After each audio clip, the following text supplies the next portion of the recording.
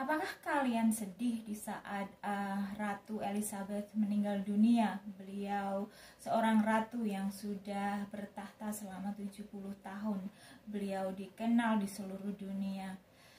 Saya pribadi saya sedih karena saya sangat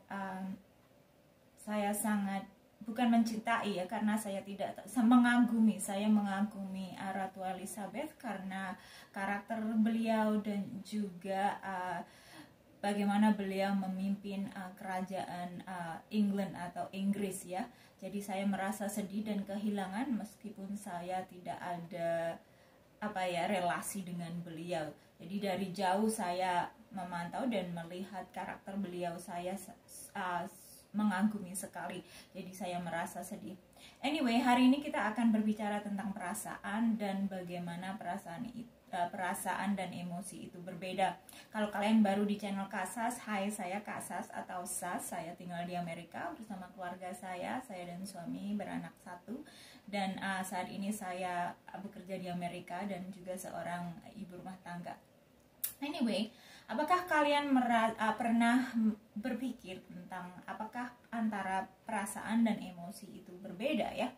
Kita sering merasa, oh saya merasa takut atau saya merasa bahagia. Kebanyakan orang memakai kata rasa atau perasaan itu untuk mengutarakan tentang perasaan mereka. Dan di saat kata emosi dipakai biasanya di saat seseorang itu marah atau emosi, itu biasanya kalau di Indonesia itu sering digunakan, oh emosi sekali sih orang itu gitu. Jadi kadang-kadang itu secara campur aduk, tumpang tindih antara perasaan dan emosi itu tercampur, jadi tidak ada bedanya lagi kadang-kadang ya relatifnya, padahal itu bisa dibilang berbeda antara perasaan dan emosi. Perasaan itu dipengaruhi oleh pikiran kita.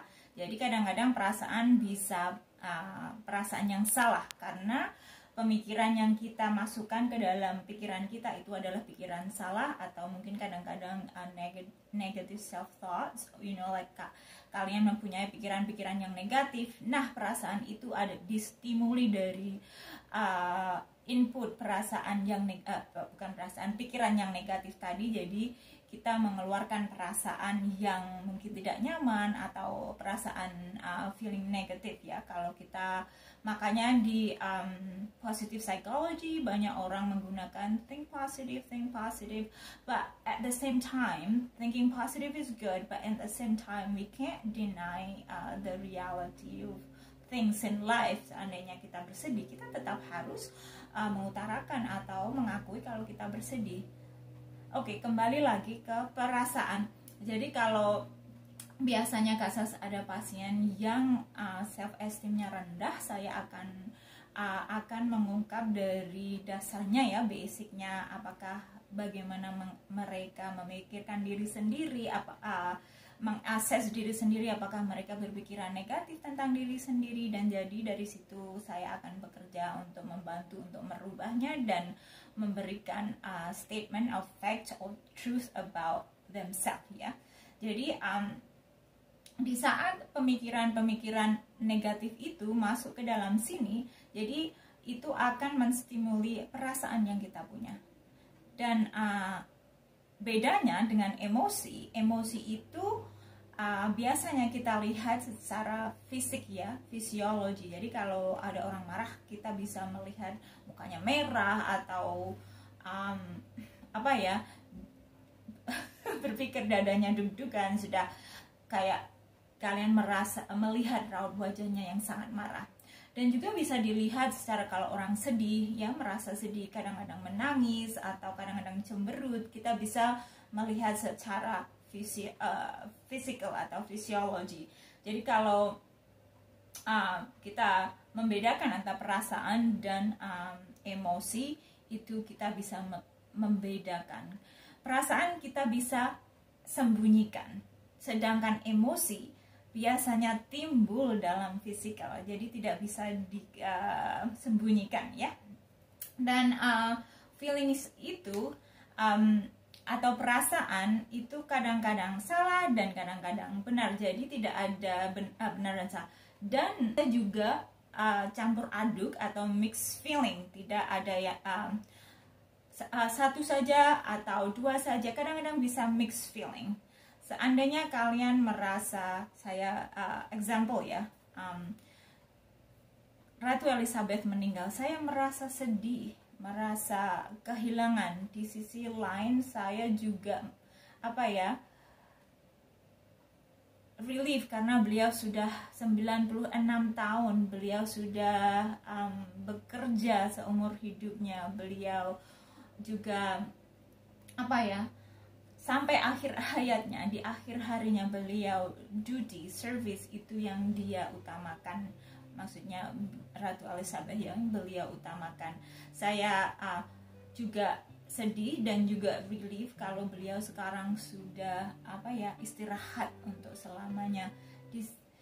Tapi kita bisa merasa sedih, tapi juga kita seperti King Charles, mungkin dia sekarang lagi bersedih, dan mungkin dia juga di saat bersedih ini dia ada campuran pikiran campur aduk ya, mungkin capek juga, mungkin juga kadang-kadang mungkin beliau pengen istirahat di saat beliau bersedih dan mourning ya, tetapi beliau karena duty service harus mengikuti acara schedule yang sudah dibuat untuk dia sebagai seorang raja gitu.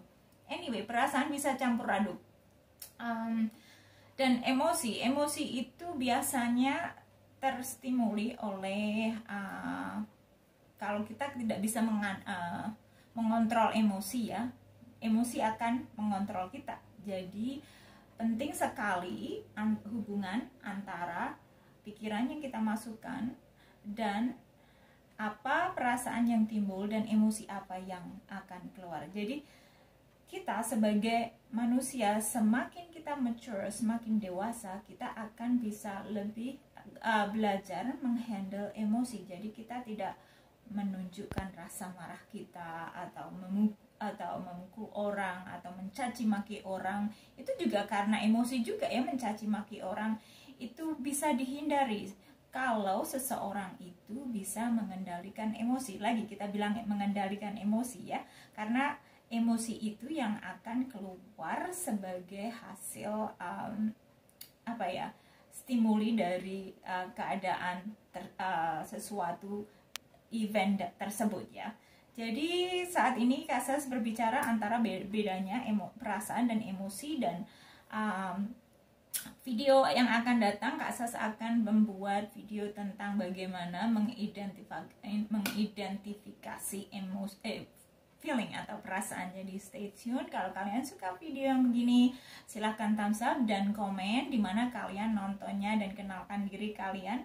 Sekali lagi, saya Kak Sas, saya tinggal di Amerika dan saya orang Indonesia. God bless you. Bye-bye.